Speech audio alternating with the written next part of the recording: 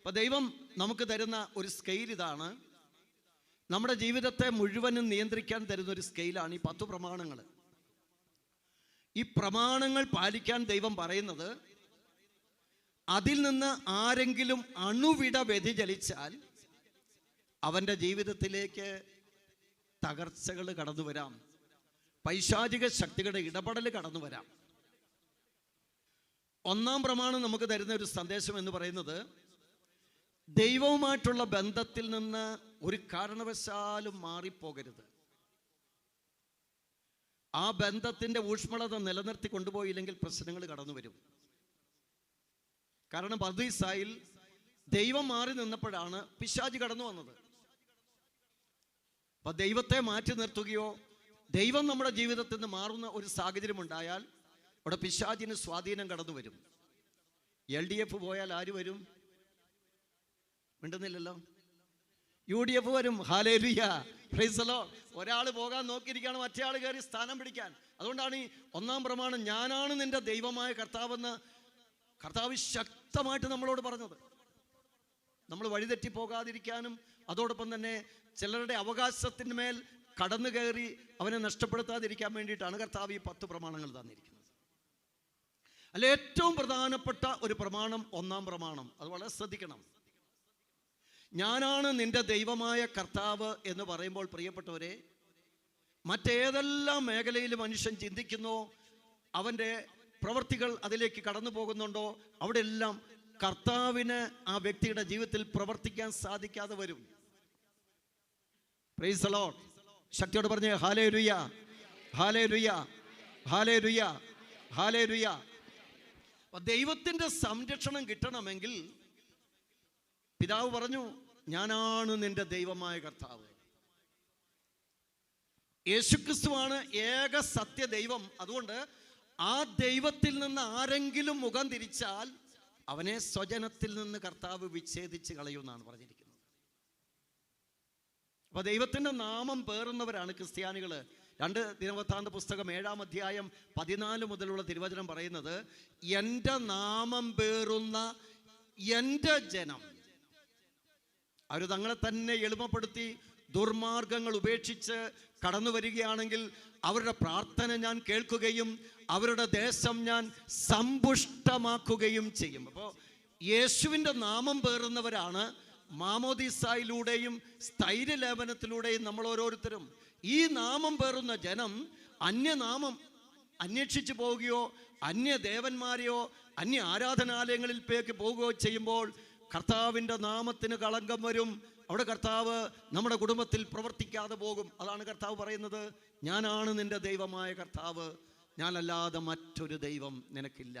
ഞാനാണ് നിന്നെ പരിപാലിക്കുന്നത്, ഞാനാണ് നിന്നെ സൃഷ്ടിച്ചത്, ഞാനാണ് നിന്നെ വളർത്തുന്നത്, ഞാനാണ് നിന്റെ ഓഹരി, ഞാനാണ് നിന്റെ സർവസ്വവും, ഞാനാണ് നിന്റെ കോട്ട, ഞാനാണ് നിന്റെ അഭയശില, ഞാനാണ് നിന്റെ ശക്തിദുർഗം.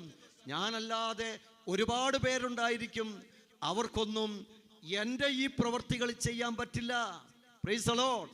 ശക്തിയോട് പറഞ്ഞേ ഹല്ലേലൂയ, ഹല്ലേലൂയ.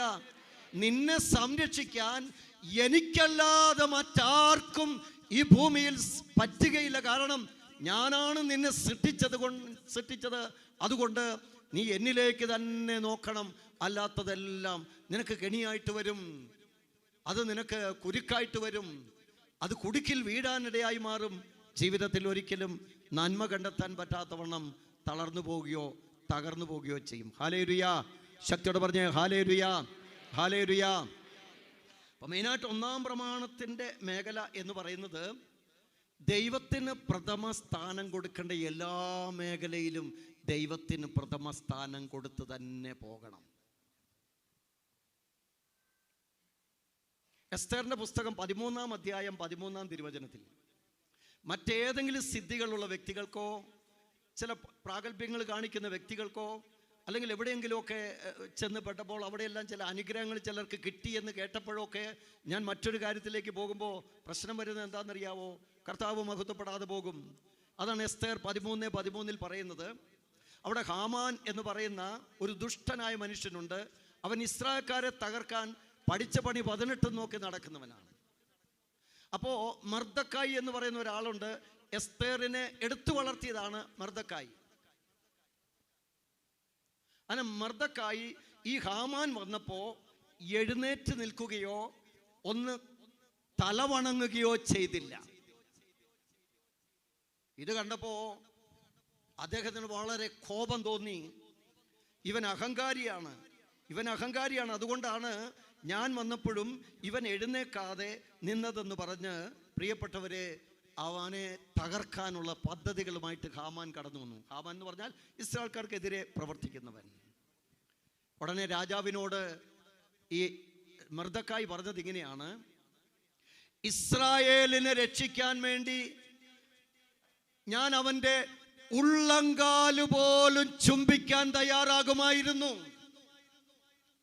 എന്നാൽ ദൈവത്തിൻ്റെ മഹത്വത്തെക്കാൾ മനുഷ്യന്റെ മഹത്വം ഉയർന്നു നിൽക്കാതിരിക്കാൻ വേണ്ടിയാണ് ഞാനത് ചെയ്യാതിരുന്നത്. ഞാൻ എൻ്റെ ദൈവമായ കർത്താവിൻ്റെ മുൻപിലല്ലാതെ മറ്റാരുടെയും മുൻപിൽ തല വണങ്ങുകയോ കുമ്പിടുകയോ മുട്ടുകുത്തുകയോ ചെയ്യുകയില്ല. Praise the Lord. ശക്തിയോട് പറഞ്ഞേ ഹല്ലേലൂയ. കണ്ടോ, ആ വ്യക്തി യേശുവിലുള്ള ഫെയ്ത്ത് അവിടെ പ്രഖ്യാപിച്ചു. പ്രിയപ്പെട്ടവരെ, ഇതാണ് കർത്താവ് പറയുന്നത്. ഒന്നാം പ്രമാണം എന്ന് പറയുന്നത് ക്രിസ്തുവിലുള്ള വിശ്വാസം നമ്മൾ പ്രഖ്യാപിക്കണം. മന്ത്രവാദമോ കൂടോത്രങ്ങളോ ക്ഷുദ്രവിദ്യകളോ ആഭിചാരങ്ങളോ അന്യദേവ ആരാധനാലയങ്ങളോ പോയിട്ട് നേർച്ച കാഴ്ചകൾ വഴിപാടിടുന്നതോ അന്ധവിശ്വാസം, അനാചാരങ്ങൾ, വെച്ച് പൂജകൾ, മൃഗങ്ങളെ ആരാധിക്കൽ, അങ്ങനെയുള്ള ഏതെങ്കിലും ഒരു പ്രവൃത്തിയിൽ നമ്മുടെ സ്വജനം കടന്നുപോയാൽ കർത്താവ് പറയുന്നത് ലേവ്യരുടെ പുസ്തകം 6-ാം അധ്യായത്തിൽ കൃത്യമായിട്ട് പറഞ്ഞിട്ടുണ്ട്: ഞാൻ അവരെ സ്വജനത്തിൽ നിന്ന് വിച്ഛേദിച്ച് കളയും, ഞാൻ അവരിൽ നിന്ന് മുഖം തിരിച്ചു മാറ്റും. ദൈവത്തിൻ്റെ മുഖം തിരിഞ്ഞാൽ അവസ്ഥ എന്താ പ്രിയപ്പെട്ടവരെ? ദൈവത്തിൻ്റെ ആ കരുണയുടെ കരം ഒരു സെക്കൻഡ് നമ്മളിൽ നിന്ന് പിൻവലിച്ചാൽ നമ്മുടെ അവസ്ഥ വളരെ ദാരുണമാണ്. ഒരൊറ്റ കാര്യം മാത്രം ഞാൻ പറയാം. Indian penal code 1 minute suspend ചെയ്തു, അല്ലെ 1 ദിവസത്തേക്ക് സസ്പെൻഡ് ചെയ്തു എന്ന് വിചാരിക്കുക. ഇന്ത്യൻ പീനൽ കോഡ് എന്ന് പറയുന്നത് ഏത് ശിക്ഷ ചെയ്താലും ശിക്ഷയ്ക്ക് അല്ലെ ഏതെങ്കിലും ഒരു പ്രവൃത്തി ചെയ്താൽ, മാരകമായ ഒരു പ്രവൃത്തി ചെയ്താൽ അതിന് ശിക്ഷ കൊടുക്കുന്നതാണ് ഇന്ത്യൻ പീനൽ കോഡ് എന്ന് പറയുന്നത്. ആ ഇന്ത്യൻ പീനൽ കോഡ് ഒരൊറ്റ ദിവസം സസ്പെൻഡ് ചെയ്താൽ 1 നൂറ്റാണ്ട് നടക്കേണ്ട കാര്യങ്ങൾ ഒരൊറ്റ ദിവസം കൊണ്ട് ഈ ലോകത്ത് നടക്കും. ദൈവത്തിൻ്റെ മുഖമൊന്ന് തിരിച്ചാൽ, ദൈവത്തിൻ്റെ കരം നമ്മളിൽ നിന്ന് പിൻവലിച്ചാൽ, പ്രിയപ്പെട്ടവരെ, നമ്മൾ കരയിൽ ഈ വെള്ളത്തിൽ നിന്ന് കരയിലേക്ക് പിടിച്ചിട്ട മത്സ്യം എങ്ങനെ കാണിക്കുവോ അതുപോലെ നമ്മുടെ ജീവിതം ഉണ്ടായിക്കൊണ്ടിരിക്കും. ആണ് കർത്താവ് പറഞ്ഞത്, ഞാനാണ് നിന്റെ ദൈവമായ കർത്താവ്. അവിടെ നീ മുഖം തിരിക്കുന്ന പ്രവൃത്തി ചെയ്യരുത്. എന്നിൽ നിന്ന് അകന്നു പോയാൽ നീ സ്വസ്ഥനാകുകയില്ല, നിന്റെ കുടുംബം മുഴുവൻ അസ്വസ്ഥതയിൽ പൂണ്ടുപോകും. 2 രാജാക്കന്മാരുടെ പുസ്തകത്തിൽ ഇത് ചെയ്യുന്നവർക്കുള്ള ശിക്ഷ, 1-ാം പ്രമാണം ലംഘിച്ചാൽ ഒരു വ്യക്തിക്ക് കിട്ടുന്ന ശിക്ഷയെക്കുറിച്ച് 2 രാജാക്കന്മാരുടെ പുസ്തകം 21-ാം അധ്യായം 3 മുതലുള്ള തിരുവചനം നമുക്ക് കാണിച്ചു തരും. ഞാൻ അത് വായിക്കാം. എന്തൊക്കെയാണ് ചെയ്തതെന്ന്. അവിടെ മനാസെ എന്ന് പറയുന്ന ഒരു രാജാവുണ്ട്. ആ രാജാവിനെ ദൈവം വാഴിക്കുന്നു. അന്നത്തെ കാലത്ത് രാജാവിനെ വാഴിക്കുന്നത് ദൈവം പ്രത്യേകം കുഴലിലെ തൈലം കൊണ്ട് അഭിഷേകം ചെയ്തും, അതുപോലെ തന്നെ പ്രിയപ്പെട്ടവരെ, രാജ്യത്ത് നല്ല ക്ഷേമം ഉണ്ടാകുന്നതിന് വേണ്ടി മാത്രമാണ്. ദൈവത്തെ ഉയർത്തിപ്പിടിക്കാൻ വേണ്ടിയാണ് ഒരു രാജാവിനെ അന്ന് ദൈവം ഉയർത്തുന്നത്. ഈ മനുഷ്യൻ രാജാവായി കഴിഞ്ഞപ്പോൾ, കത്തോലിക്കൻ എന്ന് വേണേൽ നമുക്ക് പറയാം, ഈ മനാസെ എന്ന് പറയുന്ന ഈ കത്തോലിക്കൻ രാജാവായി കഴിഞ്ഞപ്പോൾ ഇദ്ദേഹം ചെയ്ത പ്രവൃത്തി ഞാൻ വായിക്കാം. അവൻ ബാലിന് ബലിപീഠങ്ങളും അക്ഷേര പ്രതിഷ്ഠ ഉണ്ടാക്കുകയും ആകാശഗോളങ്ങളെ ആരാധിക്കുകയും സേവിക്കുകയും ചെയ്തു. ആരാണ് ഈ ബാൽ? ബാൽ എന്ന് പറയുന്നത് ലോക്കൽ ദൈവമാണ്. ചില സിദ്ധികളോ കഴിവൊക്കെ ഉള്ളവനെ പിടിച്ച് ദൈവമാക്കി മാറ്റുന്നതാണ്. അതുകൊണ്ടാണ് കർത്താവ് പറഞ്ഞത്, നിങ്ങൾ അവരെ ആരാധിക്കരുത്. ആദിമ കാലഘട്ടത്തിൽ മനുഷ്യൻ പഞ്ചഭൂതങ്ങളെ ആരാധിച്ചു പോന്നു. എന്താണ് പഞ്ചഭൂതം? വായു, ജലം, ഭൂമി, അഗ്നി, ജ്യോതിർഗോളങ്ങൾ. ഇങ്ങനെ പഞ്ചഭൂതങ്ങളെ മനുഷ്യൻ ആരാധിച്ചപ്പോഴാണ് ദൈവത്തെ ആരാധിക്കണം എന്ന് പറഞ്ഞ് മോശയുടെ നേതൃത്വത്തിൽ ഇസ്രായേൽ ജനത്തെ, ദൈവം തിരഞ്ഞെടുത്ത് വിശുദ്ധീകരിച്ച ജനത്തെ കാനാൻ നാട്ടിലേക്ക് കൂട്ടിക്കൊണ്ടുവരുന്നത്. ഇത് തന്നെയാണ് ഈ രാജാവ് ഇവിടെ ചെയ്യുന്നത്. അവൻ ബാലിന് ബലിപീഠങ്ങളും അക്ഷര പ്രതിഷ്ഠയുണ്ടാക്കുകയും ആകാശഗോളങ്ങളെ, ചന്ദ്രതാരങ്ങളെ ആരാധിക്കുകയും ചെയ്തു. തീർന്നില്ല, ദേവാലയത്തിൻ്റെ 2 അങ്കണങ്ങളിലും അവൻ ആകാശഗോളങ്ങൾക്ക് ബലിപീഠങ്ങൾ നിർമ്മിച്ചു. കണ്ടോ, ദേവാലയത്തിലാ പരിപാടി. ദേവാലയത്തിൻ്റെ 2 സൈഡിലും ആകാശഗോളങ്ങൾക്ക്, സൂര്യനെ ദൈവമായിട്ട്, ഭൂമിയൊക്കെ ദൈവമായിട്ട് ആരാധിക്കുന്നുണ്ടല്ലോ, അതിനെ പ്രിയപ്പെട്ടവരെ അവിടെ വെച്ചു. എന്നിട്ടോ തൻ്റെ പുത്രനെ ബലിയർപ്പിക്കുകയും, കണ്ടോ, നരബലി അവൻ നടത്തി. നരബലി, ഇന്ന് നരബലി നടക്കുന്നുണ്ട്. അത് വേറെ ഒന്നിനും വേണ്ടിയില്ല, കാശിന് വേണ്ടിയും ജഡത്തിൻ്റെ തിന്മ നിറവേറ്റാൻ വേണ്ടിയാണ്. ഇതാ ഇവിടെ നിറവേറ്റുന്ന നോക്കുക. തൻ്റെ പുത്രനെ ബലിയർപ്പിക്കുകയും ഭാവി ഫല പ്രവചനം, ശകുനം, ആഭിചാരം, മന്ത്രവാദം എന്നിവ സ്വീകരിക്കുകയും ചെയ്തു. അങ്ങനെ വളരെയധികം തിന്മ ചെയ്ത് അവൻ ദൈവത്തെ പ്രകോപിപ്പിച്ചു. രാജാവായിട്ടുയർത്തി ദൈവത്തെ മഹത്വപ്പെടുത്താൻ വേണ്ടി രാജ്യത്തുയർത്തിയ മനുഷ്യൻ ചെയ്തത് കർത്താവിനെ പ്രകോപിപ്പിച്ചു. 1-ാം പ്രമാണം ലംഘിച്ച് ആ മനുഷ്യന് കിട്ടിയ അടിയൊന്ന് കേട്ടിരുന്നോ? ചിലപ്പോൾ ഹാർട്ട് അറ്റാക്ക് വരും. ശ്രദ്ധിച്ച് കേട്ടോ. 21, 12, 13, 14 തിരുവചനം. ദൈവമായ കർത്താവ് അരുളി ചെയ്യുന്നു, ഞാൻ ഇസ്രായേൽ ജെറുസലേമിന്റെയും യൂദയുടെ മേലും അനർത്ഥങ്ങൾ വരുത്തും. 1-ാം പ്രമാണം ലംഘിച്ചാൽ ആ കുടുംബത്തിൽ പ്രിയപ്പെട്ടവരെ അനർത്ഥങ്ങൾ കടന്നു വരും. പ്രതീക്ഷിക്കാത്ത മണിക്കൂറിൽ തിരിച്ചടികൾ കടന്നു വരും. രോഗങ്ങളോ പീഡകളോ കഷ്ടതകളോ ദുരിതങ്ങളോ അന്ധകാരങ്ങളോ എല്ലാം നമ്മുടെ കുടുംബത്തിലേക്ക് കടന്നു വരും. അനർത്ഥങ്ങൾ കടന്നു വരും. ജോബിന്റെ പുസ്തകം 5-ാം അധ്യായം 6-ാം തിരുവചനത്തിൽ കർത്താവ് പറയുന്നത്, അനർത്ഥങ്ങൾ ഉണ്ടാകുന്നത് പൊടിയിൽ നിന്നല്ല, കഷ്ടത മുളയ്ക്കുന്നത് നിലത്തു നിന്നുമല്ല. കയ്യിലിരിപ്പ് കൊണ്ടാന്നാ പറഞ്ഞതിന്റെ അർത്ഥം. ജോബിന്റെ പുസ്തകം 34:22 പറയുന്നത്, തിന്മ പ്രവർത്തിക്കുന്നവർക്ക് മറഞ്ഞിരിക്കാൻ നിഴലോ അന്ധകാരമോ ഞാൻ ഒരുക്കി കൊടുക്കുകയില്ല. 1-ാം പ്രമാണം ലംഘിച്ച് മുന്നോട്ട് പോകുന്നവന് മറഞ്ഞിരിക്കാൻ ഒരു മറയില്ല. അവന്റെ തിന്മകളെ ഒതുക്കി വെക്കാൻ ഞാൻ അനുവദിക്കുകയില്ല, കർത്താവ് അരുളി ചെയ്യുന്നു. ഇനി കേൾക്കാം, അടുത്തത് കേൾക്കുക. കേൾക്കുന്നവന്റെ ചെവി തരിക്കും. കണ്ടോ കണ്ടോ കണ്ടോ, കർത്താവ് പറഞ്ഞത് അനർത്ഥം വരുത്തുന്ന നിസ്സാര അനർത്ഥമല്ല, ചെവി തരിക്കുന്ന അനർത്ഥമാണ്. സമറിയയുടെ അളവുകോല് കൊണ്ടും ആഹാബിന്റെ ഭവനത്തിലെ തൂക്കുകട്ട കൊണ്ടും ഞാൻ ജെറുസലേമിനെ അളന്നു തൂക്കും. പറഞ്ഞതിന്റെ അർത്ഥം എന്നാണെന്നറിയാവോ? 1-ാം പ്രമാണം ലംഘിക്കുന്നവനെ അളന്നു തൂക്കിയിട്ടടിക്കും. കാരണം എന്നാന്നറിയാവോ? ഒരു മയം ഉണ്ടാകില്ല. മറ്റെല്ലാ പ്രമാണങ്ങളും ബലഹീനത കൊണ്ട് ലംഘിക്കുന്നെങ്കിൽ 1-ാം പ്രമാണം അഹങ്കാര തള്ളലിൽ ലംഘിക്കുന്നതാണ്. സ്വന്തം അപ്പൻ ഒന്നുമല്ലെന്ന് പറഞ്ഞ് വേറൊരാളെ അപ്പനായി സ്വീകരിച്ചാൽ ദൈവം തമ്പുരാൻ നോക്കി നിൽക്കോ? പ്രിയപ്പെട്ടവരെ, അതാണ് ഇവിടെ സംഭവിക്കുന്നത്. ഇനി അടുത്തത് കേൾക്കാം. തുടച്ച് കമട്ടി വെച്ച പാത്രം പോലെ ജെറുസലേമിനെ ഞാൻ ശൂന്യമാക്കും.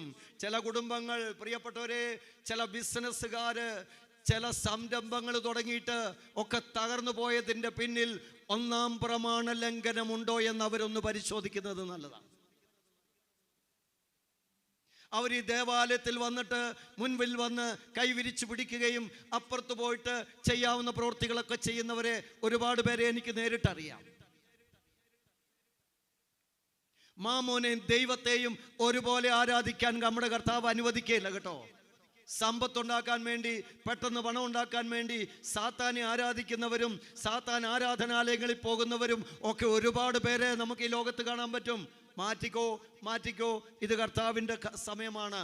ഇത് കർത്താവിൻ്റെ അവസാന മണിക്കൂറാണ്.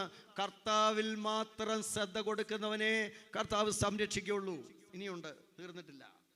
തുടച്ച് കമഴ്ത്തി വെച്ച കലം പോലെ ചില കുടുംബങ്ങൾ ഇതുപോലെ തകർന്നു പോയിട്ടുണ്ട്, തരിപ്പണമായി പോയിട്ടുണ്ട്. അതിൻ്റെ കാരണം മറ്റൊന്നുമല്ല, മിക്കവാറും 1-ാം പ്രമാണ ലംഘനമാണ്. അടുത്തത് കേൾക്കാം. എൻ്റെ അവകാശത്തിൻ്റെ അവശിഷ്ട ഭാഗം ഞാൻ അവരുടെ ശത്രുക്കളുടെ കയ്യിലേക്ക് എറിഞ്ഞിട്ട് കൊടുക്കും എന്ന് പറഞ്ഞാൽ മനസ്സിലായോ? അവകാശത്തിൻ്റെ അവശിഷ്ട ഭാഗം എന്ന് പറഞ്ഞാൽ നമ്മളാ ഓരോരുത്തരും. ഈ കൊറോണ വന്നപ്പോൾ അവശിഷ്ട ഭാഗമായിട്ട് അവശേഷിച്ച് നമ്മൾ മാത്രമേ ഉള്ളൂ പ്രിയപ്പെട്ടവരെ. ഇതുപോലെ നമ്മളോട് കരുണ കാണിക്കുന്ന ദൈവം ഏതാ ഉള്ളത്? മിക്ക പ്രവചനം 7:18 പറയുന്നത്, അവശേഷിച്ച ഭാഗത്തോട് കരുണ കാണിക്കുന്ന ക്രിസ്തുവിനെ പോലെ ഏതൊരു ദൈവം ഭൂമിയിലുണ്ട്. നമ്മൾ കരുണ ലഭിച്ചിട്ട് അവകാശത്തിൻ്റെ അവശിഷ്ടമായി മാറിയതാണ്. നിങ്ങൾക്ക് കിട്ടേണ്ട അവകാശവും നിങ്ങൾക്ക് കിട്ടേണ്ട അനുഗ്രഹങ്ങളും ഞാൻ ശത്രുവിൻ്റെ കയ്യിലേക്ക് എറിഞ്ഞിട്ട് കൊടുക്കും, നിങ്ങൾക്ക് തരികയില്ലെന്നാണ് പറഞ്ഞേക്കണത്. ഈ ഭൂമിയിൽ സൃഷ്ടിച്ച ഏതെങ്കിലും ഒരു വ്യക്തി യേശുക്രിസ്തുവിനെ അല്ലാതെ മറ്റൊരു ദൈവത്തെ ആരാധിച്ചാൽ അനുഗ്രഹത്തിൻ്റെ അവകാശം അവന് നഷ്ടപ്പെട്ടു പോകും. അടുത്തത് കേൾക്ക്. ശത്രുക്കൾ അവരെ തങ്ങളുടെ ഇരയും കൊള്ള മുതലുമാക്കി മാറ്റും. കണ്ടോ? ഇന്ന് ക്രിസ്ത്യാനികളെ മീഡിയക്കാരും അന്തിച്ചർച്ചക്കാരും കൂടെ പ്രിയപ്പെട്ടവരെ ശരിക്കും കൊള്ള മുതലാക്കി മാറ്റിക്കൊണ്ടിരിക്കുക. കാരണം വേറൊന്നുമല്ല, നമ്മൾ ദൈവത്തിന് മഹത്വം കൊടുക്കാതെ ഈ ഭൂമിയിൽ ഓരോരുത്തരോട് ചേർന്ന് മറ്റുള്ളവരുടെ വിശ്വാസത്തിൽ കൈയിട്ട് വാരി ജീവിച്ചത് കൊണ്ട് കർത്താവിന് അത്ഭുതം പ്രവർത്തിക്കാൻ സാധിക്കുന്നില്ല. രാഹുകാലം നോക്കുന്നവര്, ഉളികകാലം നോക്കുന്നവര്, നക്ഷത്രഫലം നോക്കുന്നവര്, ഇവരെല്ലാം ദൈവത്തെ അല്ല, ദൈവം സൃഷ്ടിച്ചവയെ ചുറ്റിപ്പറ്റിയാണ് ജീവിക്കുന്നത്. ദൈവം സൃഷ്ടിച്ചവയെ ചുറ്റിപ്പറ്റി ജീവിക്കാനല്ല കർത്താവ് നമ്മളോട് പറഞ്ഞിട്ടുള്ളത്. സൃഷ്ടാവിലേക്ക് കണ്ണുകൾ ഉയർത്തുക, നമുക്ക് സഹായം സ്വർഗത്തിൽ നിന്ന് വരുന്നല്ലേ കർത്താവിൻ്റെ വാക്ക്. നമുക്ക് പ്രാർത്ഥിക്കാൻ പ്രിയപ്പെട്ടവരെ. ഒരിക്കല് ഈ തമ്പലക്കാട് ധ്യാനകേന്ദ്രം, കാഞ്ഞിരപ്പള്ളി രൂപതയുടെ ഒരു ധ്യാനകേന്ദ്രമാണ് തമ്പലക്കാട്. മദ്യപാനികൾക്ക് വേണ്ടി മാത്രമുള്ളൊരു ധ്യാനകേന്ദ്രം. അവിടെ എല്ലാ മാസവും 10-ാം തീയതി മുതൽ ധ്യാനമുണ്ട്. 5 ദിവസം കഴിയുമ്പോൾ അവിടെ ക്ലാസ് എടുക്കാൻ ഞാൻ പോയി. ഒരു തട്ടാൻ പണിക്കാരൻ ആ ധ്യാനത്തിലുണ്ടായിരുന്നു. അവന് ലക്ഷക്കണക്കിന് രൂപ ഒരു മാസം കിട്ടും. സ്വർണ്ണപ്പണിക്കാരനാണ്. പക്ഷേ 1 രൂപയെങ്കിലും അവൻ ശേഷിപ്പിക്കുന്നില്ല, മൊത്തം കുടിച്ച് നശിപ്പിച്ചു. അങ്ങനെ നാട്ടുകാരും വീട്ടുകാരും ഇടപെട്ടിട്ട് അവനെ ഈ ധ്യാന കേന്ദ്രത്തിലേക്ക് കൊണ്ടുവിട്ടു. ഒന്ന് ധ്യാനിച്ച് രക്ഷപ്പെടാൻ പറഞ്ഞു. അവൻ വന്ന് യേശുവിനെ കുറിച്ചും യേശുവിൻ്റെ രക്ഷയെക്കുറിച്ചും ഒക്കെ ക്ലാസ്സുകൾ കേട്ടു. പ്രിയപ്പെട്ടവരെ, 5-ാമത്തെ ദിവസം ഞാൻ മാതാവിൻ്റെ ക്ലാസ് എടുക്കാൻ അവിടെ ചെല്ലുമ്പോൾ ആ ക്ലാസ് കഴിഞ്ഞപ്പോൾ ഈ മനുഷ്യൻ ഓടി വന്നിട്ട് എന്നോട് പറഞ്ഞു, അനേകം തങ്കം കണ്ടവനാണ് ഞാൻ. വർണ്ണശബളമായ രീതിയിൽ ഈ തങ്കം കൊണ്ട് ഞാൻ ആഭരണങ്ങൾ ഉണ്ടാക്കിയ വ്യക്തിയാണ്. എന്നാൽ ഈ ആലയത്തിൽ വന്നപ്പോൾ ഞാൻ യഥാർത്ഥ തങ്കം കണ്ടു. അത് കർത്താവ് ഈശോ മിശിഹായാണ്. നിങ്ങൾക്ക് കൈയടിക്കാൻ തോന്നുന്നില്ലല്ലോ. ഹല്ലേലൂയ. യഥാർത്ഥ തങ്കം ഞാൻ കണ്ടു, ഈശോ മിശിഹ. കണ്ണ് നിറഞ്ഞു പോയി. ഒരു കത്തോലിക്കന് പ്രഖ്യാപിക്കാൻ പറ്റാത്ത ഫെയ്ത്ത് പ്രഖ്യാപിച്ച ഒരു തട്ടാൻ. ഇതാ പ്രിയപ്പെട്ടവരെ 1-ാം പ്രമാണം നമ്മളോട് ആവശ്യപ്പെടുന്ന കാര്യം. ഹല്ലേലൂയ. ശക്തിയോട് പറഞ്ഞേ ഹല്ലേലൂയ, ഹല്ലേലൂയ. ഞാൻ ഈ തൃപ്പൂണിത്തുറയിൽ താമസിച്ചിട്ടുണ്ട് കുറേ കാലത്തേക്ക്. അപ്പോൾ ആ തൃപ്പൂണിത്തുറയിൽ താമസിക്കുന്ന ഒരു ബ്രാഹ്മണ സ്ത്രീ ഡിവൈൻ ആലയത്തിൽ വന്നു. ഞാൻ ഡിവൈൻ ആലയത്തിൽ ഒരു 7 കൊല്ലം ശുശ്രൂഷ ചെയ്ത വ്യക്തിയാണ്. ഡിവൈൻ ആലയത്തിൽ വരാൻ കാരണം ആ സഹോദരി പറഞ്ഞത്, ഞങ്ങൾ 32 പേരടങ്ങുന്ന കൂട്ടുകുടുംബമാണ്. അതിലൊരു മൂപ്പനുമുണ്ട്, ഒരു കാരണവര്. എൻ്റെ വീട്ടിൽ, എൻ്റെ ഈ കുടുംബത്തിൽ ഞങ്ങൾ എന്ത് ചെയ്തിട്ടും ഫലമണിയുന്നില്ല. എൻ്റെ മൂത്ത കൊച്ചിനൊരു ജോലി കിട്ടുന്നില്ല, വിദേശത്തേക്കുള്ള വിസ ശരിയാകുന്നില്ല. എൻ്റെ ഭർത്താവിന് രോഗമാണ്. ഞങ്ങൾ ഒരുപാട് സ്ഥലങ്ങളിലൊക്കെ പോയി പ്രാർത്ഥിക്കുകയും നേർച്ച കാഴ്ചകളും വഴിപാടും ഒക്കെ ഇട്ടു, ഒരു മാറ്റവും ഇല്ല. അങ്ങനെ ഇരിക്കെ തൃപ്പൂണിത്തുറയിലുള്ള ഒരു ക്രിസ്ത്യാനി, ഒരു കത്തോലിക്ക സ്ത്രീയോട് ചെന്ന് ചോദിച്ചു, ഞങ്ങൾക്ക് ഇതിൽ നിന്നൊക്കെ ഒരു കരകയറ്റം കിട്ടാൻ ഞങ്ങൾ എന്ത് ചെയ്യണം? അപ്പോൾ ഉടനെ ആ സ്ത്രീ പറഞ്ഞു, നിങ്ങൾ ആ ഡിവൈനാലയത്തിൽ പോയി യേശുദേവനോടൊന്ന് പ്രാർത്ഥിക്ക്, ഒരുപക്ഷെ നിങ്ങളുടെ കാര്യത്തിൽ ദൈവം ഇടപെടുമെന്ന് പറഞ്ഞു. അപ്പോൾ അവർ പറഞ്ഞു, ഞങ്ങൾ കോടിക്കണക്കിന് ദൈവത്തോട് പ്രാർത്ഥിച്ചിട്ട് നടന്നില്ല, ഇനിയിപ്പോൾ ഇതാണോ? അവർ വിചാരിച്ചിരിക്കുന്ന യേശു എന്ന് പറയുന്നത് ഒരുപാട് ദൈവങ്ങളുടെ നടുക്കൊരു ദൈവം എന്ന് മാത്രമേ അവർ ചിന്തിച്ചുള്ളൂ. എന്തായാലും ആ ചേച്ചിയുടെ വാക്കു കേട്ട് ആലയത്തിൽ വന്നു. ആലയത്തിൽ വന്നപ്പോൾ എല്ലാവരും വിളിച്ചു പറഞ്ഞു, റോമാ 10:13, കർത്താവായ യേശുവിൽ വിശ്വസിക്കുക, നീ നിന്റെ കുടുംബം രക്ഷ പ്രാപിക്കും. യേശുക്രിസ്തുവിൽ വിശ്വസിക്കുന്നവൻ ലജ്ജിതനാവുകയില്ല. ആകാശത്തിന് കീഴെ മനുഷ്യരുടെ രക്ഷയ്ക്ക് വേണ്ടി മറ്റൊരു നാമവും നൽകപ്പെട്ടിട്ടില്ല, ക്രിസ്തുവിൻ്റെ നാമം മാത്രം.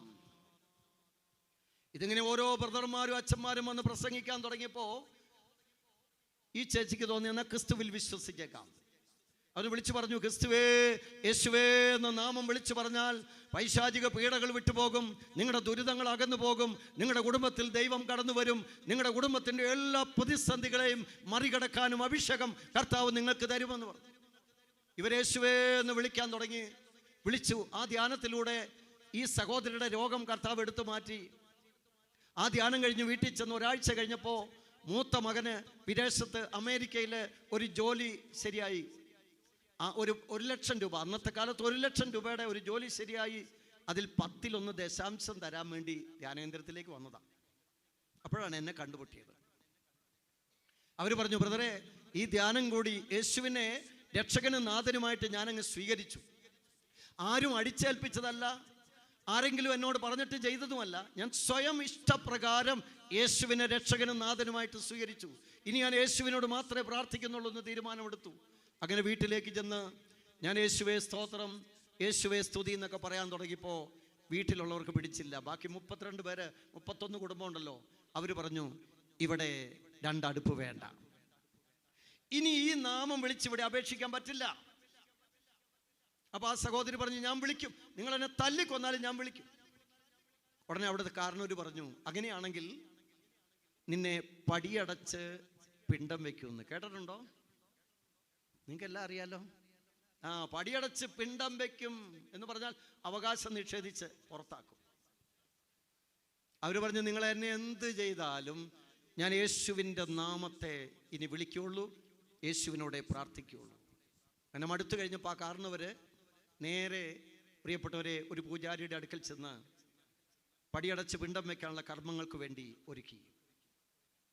ഈ കാരണവർ പൂജാരിയെ വിളിക്കാൻ പോയപ്പോൾ ഇതുപോലൊരു മറയുടെ ഉള്ളിലേക്ക് ആ ചേച്ചി കയറി നിന്നിട്ട് ഇങ്ങനെ പ്രാർത്ഥിച്ചു, കർത്താവായ യേശുവേ, അങ്ങാണ് ഏക ലോക സത്യ ദൈവമെന്ന് ഞാൻ അറിഞ്ഞതുപോലെ, ഞാൻ വിശ്വസിക്കുന്ന പോലെ എൻ്റെ കുടുംബത്തിലുള്ളവരും ഈ ദേശത്തുള്ള മുഴുവൻ മനുഷ്യരും വിശ്വസിക്കാൻ ഇടയാക്കണമേ, എൻ്റെ മേൽ കരുണയായിരിക്കണമേ എന്ന് പറഞ്ഞ് ശക്തമായി സ്തുതിച്ചുകൊണ്ടിരിക്കുമ്പോൾ പൂജാരി വന്നിട്ട് വീടിൻ്റെ മുറ്റത്ത് വന്ന് നിൽക്കുക. മൂത്ത മകൻ ചെന്നിട്ട് അകത്തേക്ക് കയറാൻ പറഞ്ഞപ്പോൾ പൂജാരി അകത്തേക്ക് കയറിയില്ല. അവസാനം വിളിച്ചുകൊണ്ടുവന്ന് കാരണവർ തന്നെ പറഞ്ഞു, ചെന്നിട്ട് കൈ കൊടുത്തിട്ട് പറഞ്ഞു, എന്തേ പൂജാരി പുറത്ത് നിൽക്കുന്നത്, അകത്തേക്ക് കയറിക്കൂടെ? ഉടനെ ആ പൂജാരി പറഞ്ഞത്, ഞാൻ എങ്ങനെയാണ് ഈ ഭവനത്തിലേക്ക് കയറി വരുന്നത്? യേശുദേവൻ ഈ വീട് മുഴുവനും നിറഞ്ഞു നിൽക്കുകയല്ലേ. ഹല്ലേലൂയാ, ശക്തിയോടെ ഹല്ലേലൂയാ. യേശുദേവൻ ഈ വീട് മുഴുവനും നിറഞ്ഞു നിൽക്കുകയല്ലേ. ഈ ഫെയ്ത്തിലേക്കാണ് നമ്മളെ ഓരോരുത്തരെയും കർത്താവ് വിളിച്ചിരിക്കുന്നത് പ്രിയപ്പെട്ടവരെ. Praise the Lord. അതെന്ന് നമ്മളിൽ ഈ വിശ്വാസം ആഴപ്പെടുന്നുണ്ടോ, സ്ഥിരപ്പെടുന്നുണ്ടോ, അതനുസരിച്ച് ഉയർച്ചയും മേൽക്കുമേൽ അനുഗ്രഹങ്ങളും നമ്മുടെ കുടുംബത്തിലേക്ക് കടന്നു വരും. ഹല്ലേലൂയാ, ശക്തിയോടെ പറഞ്ഞേ ഹല്ലേലൂയാ, ഹല്ലേലൂയാ. യേശുവിലുള്ള വിശ്വാസം നമ്മൾ ഏറ്റു പറഞ്ഞേ പറ്റൂ. അവിടെ കർത്താവിന് പ്രവർത്തിക്കാൻ സാധിക്കും. എന്താണെന്നറിയാവോ? യെശയ്യായുടെ പുസ്തകം 43-ാം അധ്യായം 10-ാം തിരുവചനം. ഞാൻ വേറെ ആരെയും ഗുണപ്പെടുത്തുന്ന രീതിയിൽ ഒന്നും പറയുന്നില്ല പ്രിയപ്പെട്ടവരെ. നമുക്ക് യേശുവിലുള്ള ഫെയ്ത്ത് വിശ്വാസം വളർത്തി എടുക്കാൻ വേണ്ടി മാത്രം പ്രസംഗിച്ചാൽ പോരെ. ഞാനെന്താ പറയാം? യെശയ്യ 43:10. എനിക്ക് മുമ്പ് മറ്റൊരു ദൈവം ഉണ്ടായിട്ടില്ല. ദൈവമായ കർത്താവാണ് പറയണത്. യേശുവ പറയുന്നത്, എനിക്ക് മുൻപ് മറ്റൊരു ദൈവം ഉണ്ടായിട്ടില്ല, എനിക്ക് ശേഷം മറ്റൊരു ദൈവം ഉണ്ടാകുകയുമില്ല. മുൻപും പിൻപും ആരുമില്ല. അതെ, ഞാൻ തന്നെയാണ് കർത്താവ്. ഞാനല്ലാതെ മറ്റൊരു രക്ഷകൻ നിനക്കില്ല. അന്യദേവന്മാരല്ല, ഞാൻ തന്നെയാണ് പ്രസ്താവിക്കുകയും പ്രഘോഷിക്കുകയും നിന്നെ രക്ഷിക്കുകയും നിനക്ക് വേണ്ടി തല്ലുകൊള്ളുകയും നിനക്ക് വേണ്ടി മുൾക്കിരീടം എടുക്കുകയും നിനക്ക് വേണ്ടി പിടഞ്ഞു മരിച്ച് സ്വർഗത്തിലേക്ക് പോവുകയും നിന്നെ തിരിച്ചു കൊണ്ടുപോകാൻ വേണ്ടി വരികയും ചെയ്യുന്ന ദൈവം ഞാൻ മാത്രമാണ്. കർത്താവ് അരുളി ചെയ്തത് ഞാനല്ല. യെശയ്യായുടെ പുസ്തകം 44:6 എടുത്ത് നോക്കാം. ഇസ്രായേലിന്റെ രാജാവും രക്ഷകനും സൈന്യങ്ങളുടെ നാഥനുമായ കർത്താവ് അരുളി ചെയ്യുന്നു, ഞാനല്ലാതെ മറ്റൊരു ദൈവമില്ല, എനിക്ക് സമനായി ആരുണ്ട്? ഉണ്ടെങ്കിൽ അത് പ്രഘോഷിക്ക്, തെളിയിക്ക്. യെശയ്യായുടെ പുസ്തകം 46-ാം അധ്യായം 9-ാം തിരുവചനമെടുക്ക്. ഞാനല്ലാതെ മറ്റൊരുവനില്ല, ഞാൻ തന്നെ ദൈവം, എന്നെ പോലെ മറ്റാരുമില്ല, എൻ്റെ ഉപദേശങ്ങൾ നിലനിൽക്കും. അപ്പോൾ യേശുവിന് പകരം വയ്ക്കാനോ യേശുവിനൊപ്പം നിൽക്കാനോ യേശുവിനോട് സമനായിട്ട് ചിത്രീകരിക്കാനോ പറ്റിയ ഒരു ദൈവവുമില്ല. ഈ ഭൂമിയിലുള്ള ദൈവങ്ങളെന്ന് വിളിക്കുന്നവർ മുഴുവനും യേശുവിൻ്റെ മുമ്പിൽ മുട്ടുകുത്തി നിന്ന് എന്നെ രക്ഷിക്കണമേ എന്ന് പ്രാർത്ഥിക്കാൻ വിധിക്കപ്പെട്ടവർ മാത്രമാണ്. ഹല്ലേലൂയാ! ശക്തിയോടെ പറഞ്ഞേ ഹല്ലേലൂയാ, ഹല്ലേലൂയാ. ഇത് പ്രഖ്യാപിക്കാത്തിടത്തോളം കാലം ഇനിയുള്ള കാലഘട്ടത്തിൽ നമുക്ക് പിടിച്ചു നിൽക്കാനാകില്ല പ്രിയപ്പെട്ടവരെ. Praise the Lord. ഗുജറാത്തിൽ ഒരു ധ്യാനത്തിന് പോയപ്പോൾ അവിടെ ഒരു അപ്പാർട്ട്മെന്റ് താമസിക്കുന്ന ഒരു ക്രിസ്തീയ കുടുംബം. അപ്പൊ അപ്പാർട്ട്മെന്റ് നടത്തുന്നത് ഗുജറാത്തി ഫാമിലിയാ, ഹിന്ദിക്കാര്. ഈ ഗുജറാത്തി ഫാമിലി പറഞ്ഞു, നിങ്ങൾ ഞങ്ങളുടെ അപ്പാർട്ട്മെന്റിൽ താമസിക്കുന്നു, ഞങ്ങൾക്ക് റെന്റൊക്കെ തന്ന് നിങ്ങൾ ജീവിക്കുന്നു. അതിൽ ഹസ്ബൻഡിന് മാത്രമേ ജോലിയുള്ളൂ, ഭാര്യയ്ക്ക് ജോലിയില്ല. ഇത്രയേറെ കഷ്ടപ്പെട്ട് നിങ്ങൾക്ക് ജീവിക്കുന്നെങ്കിലും നിങ്ങളുടെ മുഖത്തേക്ക് നോക്കിയാൽ വലിയ സന്തോഷമാണല്ലോ. എന്താ ചേച്ചി ഇതിൻ്റെ കാരണം എന്ന് ചോദിച്ചപ്പോൾ ആ കത്തോലിക്ക ചേച്ചി എഴുന്നേറ്റ് നിന്നിട്ട് പറഞ്ഞെന്താണെന്നറിയാവോ? ഞങ്ങളുടെ ഈ സന്തോഷത്തിൻ്റെ കാരണം കർത്താവായ യേശുവിൽ വിശ്വസിക്കുന്നത് കൊണ്ട് മാത്രമാണ്. ഹല്ലേലൂയാ! ശക്തിയുടെ ഹല്ലേലൂയാ! ഞങ്ങളുടെ മുഖത്ത് ഈ തെളിച്ചം ഞങ്ങളുടെ ഉള്ളിൽ വസിക്കുന്ന ക്രിസ്തുവിന്റെ സാന്നിധ്യമാണ്. ക്രിസ്തു നിങ്ങളിൽ വസിക്കുന്നുവെന്ന് നിങ്ങൾക്ക് ബോധ്യമില്ലേ? പൗലോസ് ചോദിക്കുക. കുർബാന വഴി, കൂദാശ വഴി നിരന്തരം ക്രിസ്തു നമ്മുടെ ഹൃദയത്തിൽ വസിക്കുകയും സ്ഥാനമെടുക്കുകയും ഭരിക്കുകയും ചെയ്യുമ്പോൾ ഇതിന് മുകളിൽ വേറെ ഏത് ദൈവമുണ്ട് നമ്മളെ രക്ഷിക്കാൻ? വേറെ ഏത് ആരാധനാലയമുണ്ട് നമുക്ക് നന്മ പകർന്നു തരാൻ? അതുകൊണ്ട് 1-ാം പ്രമാണം ഒരു കാരണവശാലും ലംഘിച്ചേക്കരുത്. അത് കർത്താവ് ഏറ്റവും കൂടുതൽ ശിക്ഷ അയക്കുന്ന ഒരു പ്രവൃത്തിയാണ്. അങ്ങനെ പലരും തകർന്നു പോയിട്ടുണ്ട്, തരിപ്പണമായി പോയിട്ടുണ്ട്. ഇനി 6ഉം 9ഉം പ്രമാണം, അത് വളരെ പ്രധാനപ്പെട്ട ഒരു മേഖലയാണ്. 1-ാം പ്രമാണവും 6ഉം 9ഉം പ്രമാണവും തമ്മിൽ വളരെ ബന്ധമുണ്ടെന്നാണ് പറയുന്നത്. ഇതിലേതെങ്കിലും ഒന്ന് ലംഘിച്ചാൽ രണ്ടും ലംഘിക്കുമെന്നാണ് മുന്നറിയിപ്പ്. റോമാക്കാർക്ക് എഴുതിയ ലേഖനം 6:12. അതുകൊണ്ട് ജഡമോഹങ്ങൾ നിങ്ങളെ കീഴ്പ്പെടുത്താൻ തക്കവിധം പാപം നിങ്ങളുടെ മർത്യ ശരീരത്തിൽ ഭരണം നടത്താതിരിക്കട്ടെ. ശരീരത്തിൻ്റെ പാപം നിങ്ങളെ ഭരിക്കാതിരിക്കട്ടെ എന്നാണ് കർത്താവിൻ്റെ ആത്മാവ് പറയുന്നത്. പൗലോസ്ലീഹ കൊറിന്തോസുകാരോട് സംസാരിക്കുന്ന ഒരു സമയമുണ്ട്. കൊറിന്തോസുകാർക്ക് ഒരു പ്രത്യേകതയുണ്ട്. അവർ വാ തുറന്നാൽ ഭാഷാവരെ വരുള്ളൂ, പ്രവചനം. അവർ കണ്ണടച്ചാൽ ദൈവത്തെ ദർശനത്തിൽ കാണും. പക്ഷെ ഇവർക്കൊരു കുഴപ്പമുണ്ട്. ഇവര് യേശുവിനെ അല്ല ആരാധിക്കുന്നത്. ദൈവം ഒരു കൃപ കൊണ്ട് ഇവരെ നിറച്ചു എങ്കിലും ഇവരിപ്പോഴും മറ്റ് തിന്മകളിലേക്ക് പോകുന്നു. അത് കണ്ടപ്പോൾ പൗലോസ്ലീഹ പറഞ്ഞു, 1 കൊറിന്തോസ് 6-ാം അധ്യായം 13 മുതലുള്ള തിരുവചനം, നിന്റെ ശരീരം ദുർവൃത്തിക്ക് വേണ്ടിയിട്ടുള്ളതല്ല, പ്രത്യുത ശരീരം കർത്താവിനും കർത്താവ് ശരീരത്തിനും വേണ്ടിയുള്ളതാണ്. ഉണ്ടോ? എൻ്റെയും നിങ്ങളുടെ ശരീരം സ്വർഗത്തിലേക്ക് ഉയർത്തപ്പെടേണ്ട ശരീരമാണ്. ഈ ശരീരത്തിൽ തിന്മ ചെയ്തു വെക്കരുത് കർത്താവ് പറയുന്നു. എന്നിട്ട് പറയുന്നത് 16-ാം തിരുവചനം, വേശ്യയുമായി വേഴ്ച നടത്തുന്നവൻ അവളോട് ഏക ശരീരമായി തീരുന്നുവെന്ന് നിങ്ങൾക്കറിഞ്ഞുകൂടെ. കണ്ടോ? കുത്തഴിഞ്ഞ ജീവിതം നയിക്കുന്ന പെൺകുട്ടികളുമായി ആൺകുട്ടികളുമായി നീ പാപം ചെയ്യുമ്പോൾ നിനക്ക് സംഭവിക്കുന്നത്, നീ ശരിക്കും ഏകശരീരമായി മാറും. ഏകശരീരം എന്ന് പറയുന്നത് പ്രിയപ്പെട്ടവരെ, അത് കപ്പിൾസിനെ മാത്രം ലക്ഷ്യം വെച്ച കർത്താവ് പറഞ്ഞത്, ഇനിമേൽ നിങ്ങൾ രണ്ടല്ല ഒന്നാണെന്ന് പറഞ്ഞത്. പക്ഷെ ഇവിടെ പറഞ്ഞിരിക്കുന്നത് ഈ വ്യഭിചാരം എന്ന തിന്മ ചെയ്യുമ്പോൾ ഏകശരീരമായി മാറും. കാരണം പറയുന്നത്, വ്യഭിചാരത്തിൽ നിങ്ങൾ ഓടി അകലുവിൻ. മനുഷ്യൻ ചെയ്യുന്ന മറ്റെല്ലാ പാപങ്ങളും ശരീരത്തിന് വെളിയിലാണ്. വ്യഭിചാരം ചെയ്യുന്നവനാകട്ടെ സ്വന്തം ശരീരത്തിനെതിരായി പാപം ചെയ്യുന്നു. തുടർന്ന് കേൾക്കണം, നിങ്ങളിൽ വസിക്കുന്ന ദൈവദത്തമായ പരിശുദ്ധാത്മാവിൻ്റെ ആലയമാണ് നിങ്ങളുടെ ശരീരമെന്ന് നിങ്ങൾക്ക് അറിഞ്ഞുകൂടെ. ഈ ആലയം തകർക്കുന്നവനെ ഞാനും തകർക്കും. ശ്രദ്ധിച്ച് കേൾക്കണം കേട്ടോ. പോലീസ് സ്റ്റേഷൻ ആക്രമിക്കുന്നത് പോലെയാണ് നമ്മുടെ സ്വന്തം ശരീരത്തിൽ മലിനമായ പാപം ചെയ്താൽ. പോലീസ് സ്റ്റേഷൻ ആക്രമിച്ചാൽ സംഭവിക്കുന്നത് നമുക്കറിയാമല്ലോ. അതുപോലെ കർത്താവ് ചെയ്യുമെന്നാണ് ഇവിടെ ബൈബിൾ എഴുതിയിരിക്കുന്നത്. ഞാനും നിന്റെ ശരീരത്തെ തകർക്കും. എന്താ കാര്യം എന്നറിയോ? 6, 9 പ്രമാണം ലംഘിക്കുമ്പോൾ ശരീരത്തിൽ പാപം ചെയ്താൽ ശരീരത്തിൽ ശിക്ഷ കിട്ടും.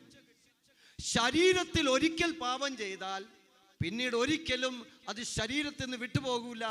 ശരീരം കൊത്തി വലിക്കും. ആ പാപത്തിന് വേണ്ടി ആ പാപത്തിൻ്റെ ദാഹം പിന്നെയും പിന്നെയും ആവർത്തിച്ച് തന്നുകൊണ്ടിരിക്കും. അതാ കർത്താവ് പറഞ്ഞത്. ഇനി നമുക്കതൊന്ന് തെളിയിക്കാം. വെളിപാട് പുസ്തകം 2-ാം അധ്യായം 21-ാം തിരുവചനം. വെളിപാട് 2:21. അനുതപിക്കാൻ ഞാൻ അവൾക്ക് അവസരം നൽകി, എന്നാൽ അവൾ തൻ്റെ വ്യഭിചാരത്തെക്കുറിച്ച് അനുതപിക്കാൻ കൂട്ടാക്കുന്നില്ല. ഇതാ ഞാൻ അവളെ രോഗശയ്യയിൽ തള്ളിയിടുന്നു. കേട്ടല്ലോ അല്ലേ? ഒരു വ്യഭിചാരം ചെയ്ത പെൺകുട്ടിയോടും ആ തിന്മയ്ക്ക് കൂട്ടുന്ന ഒരു പുരുഷനോടും പറയാണ്, ഞാൻ അവളെ രോഗശയ്യയിലേക്ക് തള്ളിയിട്ടു. അവൾ മാത്രമല്ല, അവളുമായിട്ടുള്ള വീഴ്ചയെപ്പറ്റി അനുതപിക്കുന്നില്ലെങ്കിൽ അവളോടുകൂടെ വ്യഭിചാരം ചെയ്യുന്നവരെയും വലിയ ഞെരുക്കത്തിലേക്ക് ഞാൻ എറിയും. കർത്താവിൻ്റെ ചില വാക്കുകൾ എന്തൊരു കഠിനമാണ്. ഞാൻ എറിയും. അവളുടെ മക്കളെയാകട്ടെ മരണത്താൽ ഞാൻ ശിക്ഷിക്കും. കണ്ടോ, അകാലത്തിൽ മക്കൾ ചിലപ്പോൾ മരിച്ചു പോകാൻ പോലും കാരണമായി മാറും ഈ വ്യഭിചാരമെന്ന തിന്മ കുടുംബത്തിൽ വരുമ്പോൾ. Praise the Lord. ശക്തിയോട് പറഞ്ഞേ ഹല്ലേലൂയ. സുഭാഷിതങ്ങളുടെ പുസ്തകം 6-ാം അധ്യായം 29-ാം തിരുവചനം. അന്യന്റെ ഭാര്യയെ സ്പർശിക്കുന്നവൻ, അന്യന്റെ ഭർത്താവിനെ സ്പർശിക്കുന്നവൾക്ക് കർത്താവിൻ്റെ ശിക്ഷ ലഭിക്കാതിരിക്കില്ല. സ്പർശിക്കുന്നവർക്ക് കിട്ടുമെങ്കിൽ പിന്നെ പാപം ചെയ്യുന്നവരെ അവസ്ഥ വല്ലതും പറയാനുണ്ട്? എടുത്ത് കർത്താവ് പറയാണ്, അവന് ശിക്ഷ കർത്താവ് തരാതിരിക്കുകയില്ല. ഹല്ലേലൂയ. ശക്തിയോട് പറഞ്ഞേ ഹല്ലേലൂയ. അതിന് ശിക്ഷ കിട്ടുമെന്നുള്ളതിൻ്റെ ഒരു ഉറപ്പാണ് 2 സാമുവേലിൻ്റെ പുസ്തകം 10-ാം അധ്യായം എടുത്താൽ മതി. 2 സാമുവേൽ 10-ാം അധ്യായത്തിൽ ദാവീദ് രാജാവ് ചെയ്തു പോയ ഒരു തെറ്റിൻ്റെ പരിണതഫലം പ്രിയപ്പെട്ടവരെ ദാവീദ് പിന്നെ അനുഭവിച്ച് തീർക്കേണ്ടി വന്നു. എഴുതി വച്ചിരിക്കുന്നത് ഇങ്ങനെയാണ്. 2 സാമുവേൽ 12:10 എഴുതി വച്ചിരിക്കുന്നത്, ദാവീദ് രാജാവ് അവന് കണ്ണിൻ്റെ ദുരാശ ജഡത്തിലേക്ക് ഇരച്ചു കയറി. അരുതാത്ത ഒരു രംഗം കണ്ടപ്പോൾ അവൻ്റെ നിയന്ത്രണം മുഴുവൻ വിട്ടുപോയി. രാജാവാ, ഒരു സിംഹത്തെ വലിച്ചു കീറിയവനാ. പക്ഷെ ഉള്ളിൽ കിടക്കുന്ന വികാരങ്ങളെ നിയന്ത്രിക്കാൻ ആ മനുഷ്യന് സാധിച്ചില്ല. സംഭവിച്ചത് കേൾക്കാം. 10-ാം തിരുവചനം. അദ്ദേഹം ചെയ്തത്, ബത്ശേബ എന്ന് പറയുന്ന ഒരു പെൺകുട്ടിയെ അരമനയിലേക്ക് കൊണ്ടുവന്ന് ആരുമറിയാതെ രഹസ്യത്തിൽ പാപം ചെയ്തു. അദ്ദേഹത്തിൻ്റെ ഭർത്താവ് ഇസ്രായേലിന് വേണ്ടി ശക്തമായിട്ട് പോരാടുന്ന സൈന്യാധിപനാണ്. രാജാവ് ഇതൊന്നും നോക്കിയില്ല.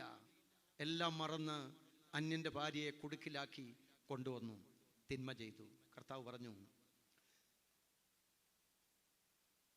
ഹിത്യനായ ഊറിയായെ എന്നെ നിരസിച്ച് ഹിത്യനായ ഊറിയായുടെ ഭാര്യയെ നീ സ്വന്തമാക്കിയത് കൊണ്ട് നിന്റെ ഭവനത്തിൽ നിന്ന് വാളൊഴിയുകയില്ല. കണ്ടോ, മറ്റൊരുത്തൻ്റെ ജീവിത പങ്കാളിയെ വശീകരിച്ച് പലതും നൽകി, പലതും ഒക്കെ കൊടുത്തും പലതും അങ്ങനെ പലരും ആകർഷിക്കുന്ന അങ്ങനെയാണ്. പല സഹായങ്ങൾ കൊടുത്ത്, പല രീതിയിലുള്ള സഹായങ്ങളും പല കാര്യങ്ങളൊക്കെ ചെയ്തു കൊടുത്ത് അനുഗ്രഹിച്ച് കൊണ്ടുവന്നു. നിന്റെ ഭവനത്തിൽ നിന്ന് വാളൊഴിയുകയില്ല. കർത്താവ് അരുളി ചെയ്യുന്നു, നിന്റെ സ്വന്തം ഭവനത്തിൽ തന്നെ നിനക്ക് ഞാൻ ഉപദ്രവം ഉണ്ടാക്കും. കണ്ടോ, മക്കൾ അംഗീകരിക്കാതെ വരും, ജീവിത പങ്കാളി അംഗീകരിക്കാതെ വരും, ആരും മനസ്സിലാക്കാതെ വരും, എല്ലാവരും തള്ളുന്ന അവസ്ഥ വരും. അടുത്തത്, ഞാൻ നിന്റെ ഭാര്യമാരെ അന്യന് കൊടുക്കും. നീ ഈ പ്രവൃത്തി നിന്റെ കുടുംബത്തിൽ ചെയ്തത് കൊണ്ട് നിന്റെ ഭാര്യ നിനക്ക് വിധേയപ്പെട്ട് നിൽക്കുകയില്ല. പട്ടാപ്പകൽ അവൻ അവരോടൊത്ത് ശയിക്കും.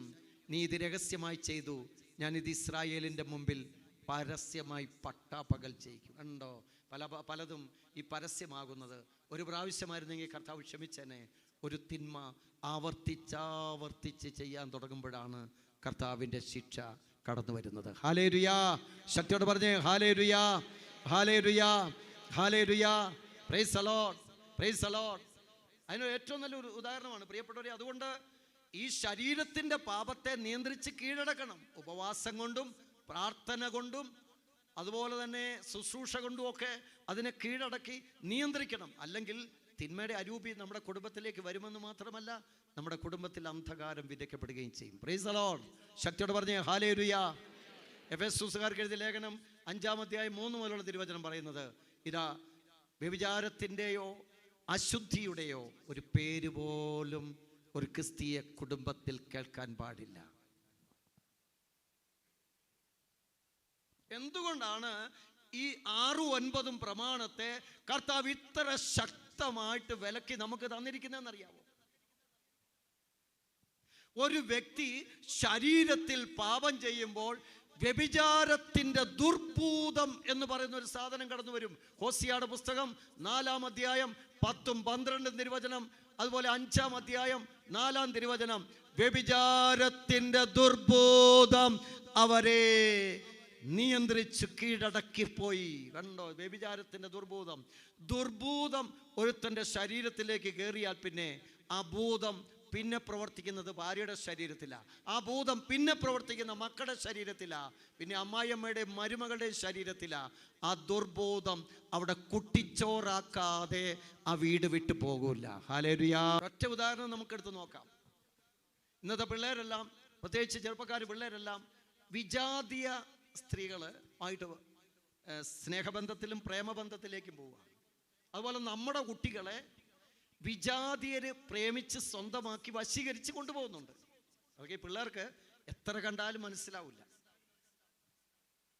നിയമാവർത്തന പുസ്തകം 7-ാം അധ്യായം 3-ാം തിരുവചനം, അവരുടെ മക്കളെ നിങ്ങളുടെ പുത്രിമാർക്ക് വേണ്ടി സ്വീകരിക്കുകയോ നിങ്ങളുടെ പുത്രിമാരെ അവർക്ക് കൊടുക്കുകയോ ചെയ്യരുത്. എന്താ കാരണം എന്ന് ചോദിച്ചാൽ, അന്യ ദൈവങ്ങളെ ആരാധിക്കാൻ അവർ നിങ്ങളെ കൊണ്ടുപോകും, നിങ്ങളുടെ വിശ്വാസത്തിൽ നിന്ന് നിങ്ങൾ വ്യതിചലിക്കും. പൗലോസിലെ ചോദിക്കുന്നത്, ബലിയാളുമായിട്ട് നിങ്ങൾക്ക് എന്ത് ബന്ധം? അപ്പോ നിങ്ങളുടെ വിശ്വാസത്തിൽ നിന്ന് നിങ്ങൾ വ്യതിചലിച്ചു പോകും. അപ്പൊ ഏതാണ് സത്യദൈവമെന്ന് തിരിച്ചറിയാൻ പറ്റാത്ത ഒരു അന്ധകാരം കുടുംബത്തിൽ കടന്നു വരും. സോളമൻ, ഭൂമിയിലെ ഏറ്റവും വലിയ ഒരു രാജാവാ സോളമൻ. ആ പ്രഭാഷകന്റെ പുസ്തകം 47-ാം അധ്യായം എടുത്തു വായിക്കുമ്പോൾ സോളമനെ വിഡ്ഢി എന്ന് വിളിച്ചൊരു ദൈവത്തെ കാണാൻ പറ്റും. സോളമനെ വിഡ്ഢി. സോളമനല്ലേ ദൈവം കഴിഞ്ഞപ്പോൾ ഏറ്റവും ബുദ്ധിശാലി സോളമനായിരുന്നു. പക്ഷേ ആ മനുഷ്യനെ വിഡ്ഢി എന്ന് വിളിച്ചൊരു സംഭവം എന്താണെന്ന് നോക്കാം. സോളമനോട് ദൈവം പറഞ്ഞു, വിജാതീയ സ്ത്രീകളുമായിട്ട് ഒരടുപ്പവും പാടില്ല, അവരെ അകറ്റി നിർത്തിയേക്കണം. നിന്നെ രാജാവായിട്ട് ഉയർത്തിയിരിക്കുന്നത് ഇസ്രായേലിൽ ശക്തമായി ദൈവത്തെ ആരാധിക്കുന്ന ഒരു മക്കളെ ഉയർത്തിയെടുക്കാൻ വേണ്ടിയാണ്. പക്ഷേ അവൻ ചെയ്ത പരിപാടി എന്നാണെന്നറിയാവോ? അവൻ നാട്ടുരാജ്യത്തുള്ള മുഴുവൻ വിജാതീയ രാജാക്കന്മാരുടെയും മക്കളെ ഭാര്യമാരായിട്ട് സ്വീകരിച്ചു. അവന് 700 ഭാര്യമാരും 300 ഉപനാരികളും. മൊത്തം എത്രയുണ്ട്? അയ്യോ, 1000 പെണ്ണുങ്ങൾ ഒരു വീട്ടിലുണ്ടെങ്കിൽ തൊട്ടടുത്തൊരു പോലീസ് സ്റ്റേഷനും കൂടെ സ്ഥാപിക്കേണ്ടി വരൂല്ലേ? ഓരോ പെണ്ണുങ്ങൾ പറഞ്ഞു, ഈ ദേവനെ എനിക്ക് വേണം, ഈ മൂർത്തിയെ എനിക്ക് വേണം, ഈ കല്ലിനെ എനിക്ക് വേണം, ഈ ആനയെ എനിക്ക് ദൈവമായിട്ട് തരണം എന്ന് പറഞ്ഞപ്പോൾ ഇങ്ങനെ 700 ഭാര്യമാർക്കും മൃഗങ്ങളെയൊക്കെ സൃഷ്ടവസ്തുക്കളെ ദൈവങ്ങളായിട്ട് അവിടെ വെച്ച് കൊടുക്കേണ്ടി വന്നു. കർത്താവിന് കലി കയറി. കർത്താവ് അസഹിഷ്ണുവായിട്ട് മാറിയിട്ട് പറഞ്ഞു, നീ ദാവീദിനെ പോലെ അല്ല കേട്ടോ, നീ ദാവീദിന്റെ മോനല്ലേ, പക്ഷേ നീ ദാവീദിനെ പോലെ അല്ല, നീ അവിശ്വസ്തത കാണിക്കുന്നവനാണ്.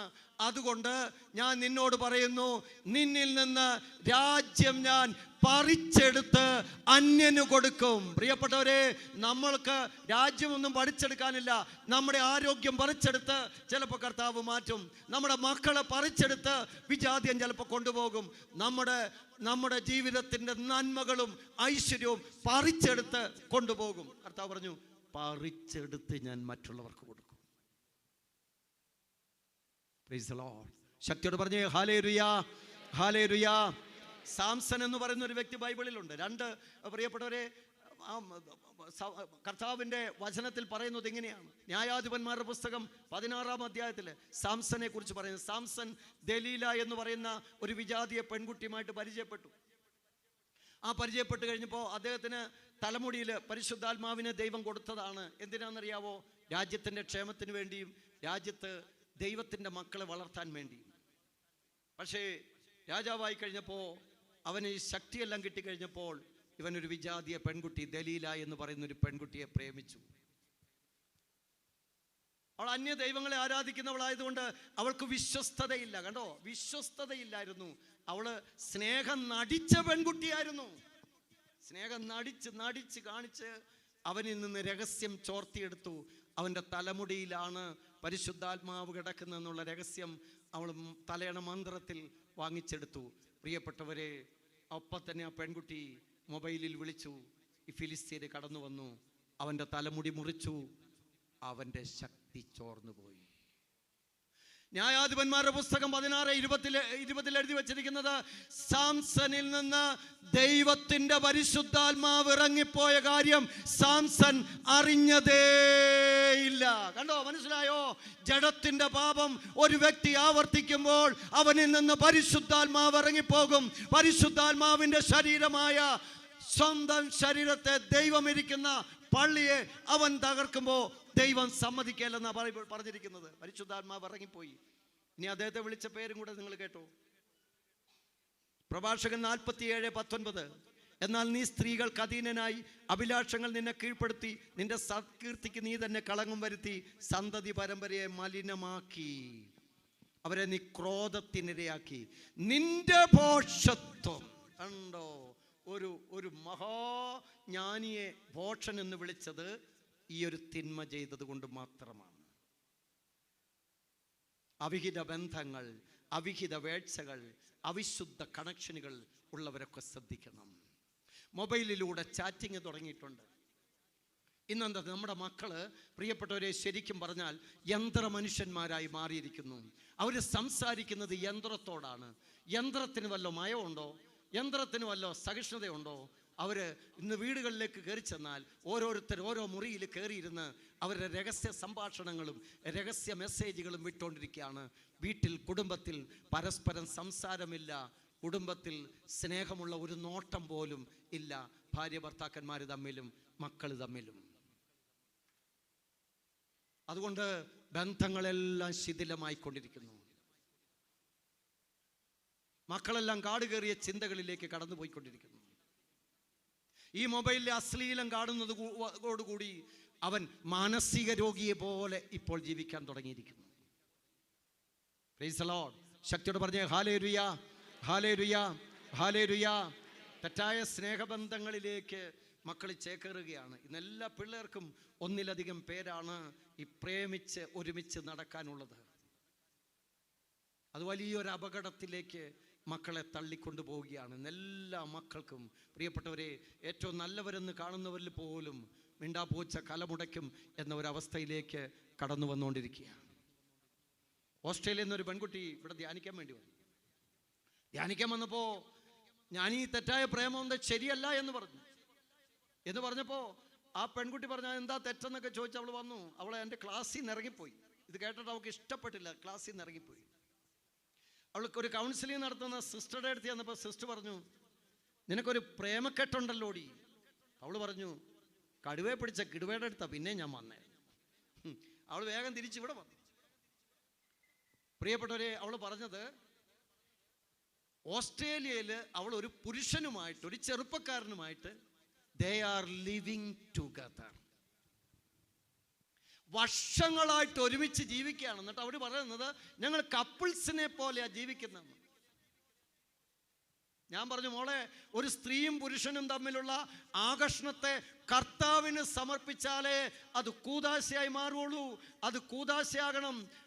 ഒരു സ്ത്രീയും ഒരു പുരുഷനും യേശുക്രിസ്തുവിൽ ഒന്നായാൽ മാത്രമേ വിവാഹമെന്ന ഉടമ്പടിയായി മാറുകയുള്ളൂ. അതുകൊണ്ട് നീ ഇപ്പൊ ചെയ്യുന്നത് വേശ്യാവൃത്തിയാണ്. മാറണം, അല്ലെങ്കിൽ നിന്റെ കുടുംബം തകരും, നിന്റെ ജോലി തെറിക്കും, ചിലപ്പോൾ നിന്റെ ആരോഗ്യം പോലും പോകും, നിൽക്കക്കളിയില്ലാത്ത അവസ്ഥ വരും. മാറിക്കോളാൻ പറഞ്ഞു. മാറിയോന്ന് എനിക്ക് അറിഞ്ഞുകൂടാ. എന്നെ മാറ്റാൻ വേണ്ടി അവൾ ശ്രമിച്ചത്. ഹല്ലേലൂയ, ശക്തിയുടെ ഹല്ലേലൂയ, ഹല്ലേലൂയ, ഹല്ലേലൂയ. അതുകൊണ്ട് പ്രേമിച്ച് നടക്കുന്ന പിള്ളേർക്ക് പറ്റുന്ന എന്താണെന്നറിയാവോ? പ്രേമം തുടങ്ങുന്നതോടുകൂടി അവരുടെ പഠനത്തിൻ്റെ ഏകാഗ്രത നഷ്ടപ്പെട്ടു പോകും. അവരെ ഓർമ്മശക്തി കെട്ടുപോകും.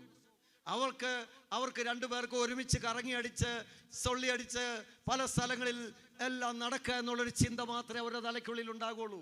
അവർ മാതാപിതാക്കളെ വെറുക്കാൻ തുടങ്ങും. ആര് പറഞ്ഞാലും അനുസരിക്കാതെ വരും. സഭയെ പോലും അനുസരിക്കാതെ വരും. അവർ ദേവാലയങ്ങളിലേക്കാന്നും പറഞ്ഞു പോന്നിട്ട് അവിടെ ഇവിടെയും പിക്നിക് കേന്ദ്രങ്ങളിൽ അവർ പോകും. തിന്മ അത്രമാത്രം നമ്മുടെ കുടുംബങ്ങളെ തകർത്ത് നശിപ്പിച്ചുകൊണ്ടിരിക്കുകയാണ് പ്രിയപ്പെട്ടവരെ. അതുകൊണ്ട് ഇതിനൊക്കെ വേണ്ടിയിട്ടാണ് ഈ വചനം കേൾക്കണമെന്ന് കർത്താവ് പറയുന്നത്. ഹല്ലേലൂയ, ശക്തിയോടെ പറഞ്ഞേ ഹല്ലേലൂയ. കർത്താവ് പറയുന്ന എസെക്കിയേലിന്റെ പുസ്തകത്തിൽ പറയുന്നത്, നിന്ദ്യമായ ഭോഗാസക്തിയാണ് നിന്റെ ശരീരത്തിലെ ഈ ക്ലാവ്, അതാണ് കത്തിച്ചാലും മാറാത്തത്. ജെറമ്യായുടെ പുസ്തകത്തിൽ കർത്താവ് അരുളി ചെയ്യുന്നു, ഇതാ എത്രയേറെ താളിയും കാരവും ഉപയോഗിച്ച് കഴുകിയാലും നിന്റെ പാപത്തിൻ്റെ കറ, ഈ 6-9 പ്രമാണം ലംഘിച്ച പാപത്തിൻ്റെ കറ വിട്ടുപോകില്ല.